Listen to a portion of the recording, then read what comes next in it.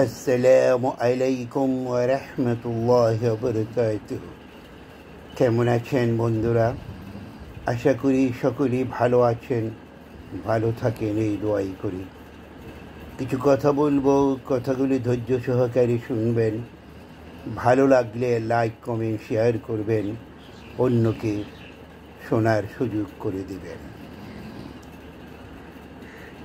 আজকে আমাদের দেশের যে পরিস্থিতি, বিশেষ করে রাজনীতির অঙ্গনে রাজনৈতিক দলগুলা এক একজন এক এক রকমের মত পোষণ করছে। কোনো রাজনৈতিক দল তাড়াতাড়ি নির্বাচন চাইছে, কোনো দল দেরিতে চাইছে।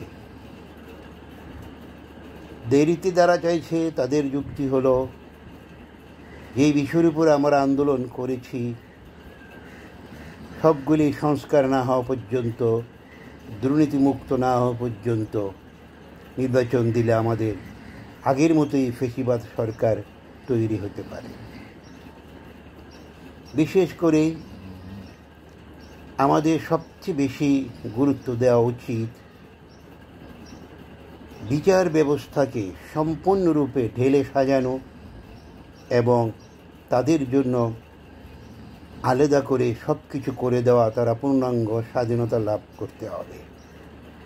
তাদের জন্য আলাদা করে সব কিছু করে দেওয়া, তারা যেন কোনো সরকারের মন্ত্রী মিনিস্টাররা তাদের উপরে হস্তক্ষেপ করতে না পারে, তারা স্বাধীনভাবে এদেশে ন্যায় বিচার প্রতিষ্ঠিত করতে পারে, এই বিষয়ে লক্ষ্য রাখা উচিত। পাশাপাশি নির্বাচন কমিশনকেও সম্পূর্ণরূপে এখতিয়ার স্বাধীনতা দিতে হবে। আমাদের পার্শ্ববর্তী রাজ্যে ভারতে যেভাবে নির্বাচন কমিশনকে স্বাধীনতা প্রদান করা হয়েছে, তারা যেভাবে নির্বাচন করায় ঠিক সেভাবে একটা নির্বাচনের ব্যবস্থা করতে হবে। পাশাপাশি দুর্নীতি দমন কমিশনকেও স্বাধীনতা প্রদান করতে হবে, তাদের উপরে কেউ হস্তক্ষেপ করতে পারবে না।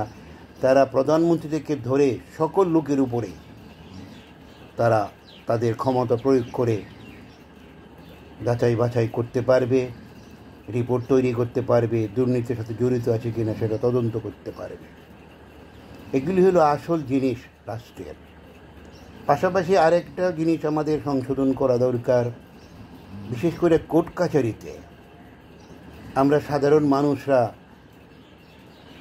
আইনজীবীদের যারা অনেক সময় আমরা ধোঁকায় পড়ে যাই। বাস্তবে কোর্টে মামলা করতে কত টাকা খরচ হয়, কিন্তু দেখা গেছে একটা মামলা করতে গেলে মানুষের কাছ থেকে ওনারা অনেক বেশি টাকা নিয়ে নেয়। এটার উপর একটা সংশোধন আনা দরকার।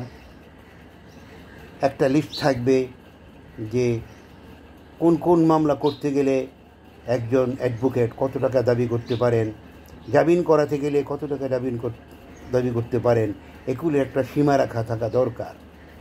এখানে দেখা যায়, আমি যতটুকু জানি, কোর্টে মামলা করতে গেলে কোর্ট ফি লাগে, একটা ওকালতনামা লাগে, আর একটা বিবরণটা একটা কাগজে লিখে কোর্ট ফি লাগিয়ে দেওয়া। এখানে সর্বোচ্চ 200 টাকা খরচ হয়। কিন্তু দেখা গেছে মক্কেলের কাছে উকিল সাহেব দাবি করেন হাজার হাজার টাকা, যার কাছ থেকে এরকম নিতে পারে। এগুলি কিন্তু এক ধরনের অত্যাচার বা শোষণ আমি মনে করি। কাজেই এগুলির উপর একটা সংশোধন আনার দরকার, প্রয়োজন আছে। মানুষ শুধু আপনার ব্যাংকের লোন নিলেই খারাপ হয় না, মানুষ জুলুম বিভিন্নভাবে করতে পারে।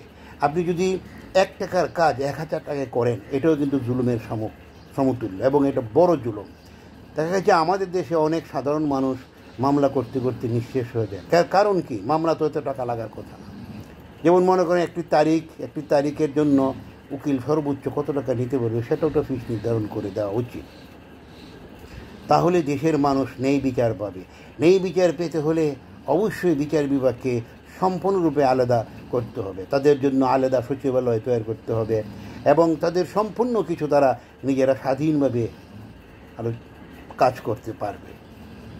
দেখুন, আমরা বিগত সরকারের আমলে এতগুলি মামলা সবগুলি হাইকোর্ট খালাস দিয়ে দিল। তার মানে কি?